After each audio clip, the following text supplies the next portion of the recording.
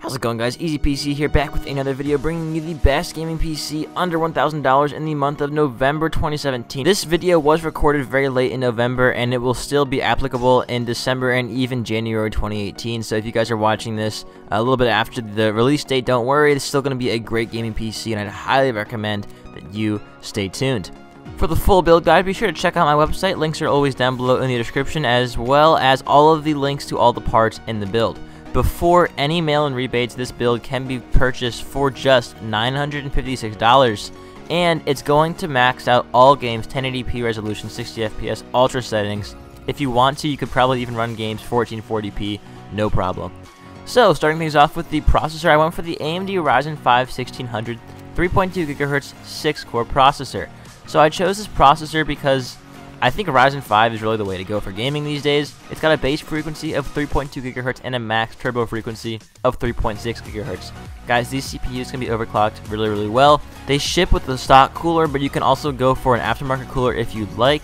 The 6 cores are really going to come in handy for any kind of video editing, recording, streaming, stuff like that you want to do.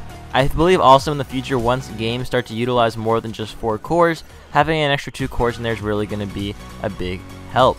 It only uses 65 watts. The beautiful thing about this CPU is the multi-threading, meaning it actually has 12 threads. Moving on to the motherboard, I chose the ASRock AB350 Pro 4 ATX AM4 motherboard. This motherboard is a full ATX motherboard with an AMD B350 chipset, 4 288-pin DIMM slots with a max supported memory type of 3200 MHz, and a grand total max supported memory of 64 GB. It does have RAID support onboard video if your CPU supports it. It does support Crossfire, but it does not support SLI, unfortunately. This motherboard has 6 SATA 6 GB per second ports, onboard Ethernet, and onboard USB 3.0 headers. Moving on to the RAM, I chose G.Skill Ripjaws 5 series, 16 GB. It's actually 2 sticks of 8 GB. It's DDR4 2400 MHz for $140, so it is a bit expensive, but I think 16 GB of RAM is pretty important these days if you're going to have a higher end build, as a lot of games are starting to recommend 12 to even 16 gigs. Now, if you can't afford it and you can only go for 8, that will still be fine in 2017 and 2018, but I think once we get to 2019, most games are going to be requiring 12 to 16 GB of RAM, so it's better to future-proof your build now. For the storage, it chose the Western Digital Caviar Blue 1TB 3.5-inch 7200 RPM internal hard drive for $41. Now, this is a standard hard drive. Everyone uses these hard drives. They're awesome. Plenty of mass storage, good, nice, fast, and reliable hard drive. Unfortunately, I did not get an SSD for the build. Now, there's still $45 left in the budget for you to spend, so if you wanted to get a smaller SSD for your Windows and drivers, you could do that. Or you could opt out of 16 gigs of RAM and go for 8 gigs and use the extra money for a bigger SSD. Personally, though, I think an SSD is kind of a luxury, and all they really do is they're going to increase boot times for your PC overall, as well as games. So that's nice. But as far as in-game performance goes, it doesn't actually have any effect on your frame rate or graphical settings or anything. And as this is a gaming PC, I figured your in-game performance is what you guys are looking for the most, so I decided to focus on that. Speaking of which, the video card for this build is the EVGA GeForce GTX 1070 8GB Gaming ACX 3.0 Black Edition.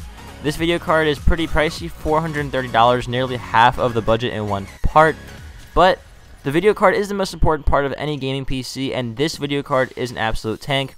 It can handle 1080p, absolutely no problem. It can even game in 1440p, I'd say, with ease. So if you're looking to play games with pretty high resolutions and frame rates, this is definitely the card for you. I would highly recommend it.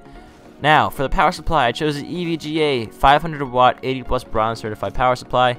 This build is pretty power efficient. It's only going to use 336 watts, so the 500 watt PSU should be absolutely fine. It is 80 plus bronze certified, so it is a power efficient power supply. And lastly, housing all of our parts is going to be the Fractal Design Focus G ATX mid-tower case. This case, I think, looks awesome. It's got 2 nice front panel fans. I just think it's sleek and it's sexy. It does have 2 external 5.25-inch bays, 1 internal 2.5-inch bay, and 2 internal 3.5-inch bays, supporting ATX, Micro ATX, and Mini ITX form factors, with front panel USB 3 headers, a max video card length of about 15 inches. It's just an awesome case. So that's going to be the end of the video. I hope you guys enjoyed this build. If you have any questions, please be sure to leave them down below in the comments section, and I'll be sure to answer them as soon as I possibly can. If you enjoyed the video, smash the like button. I'll see you guys next time.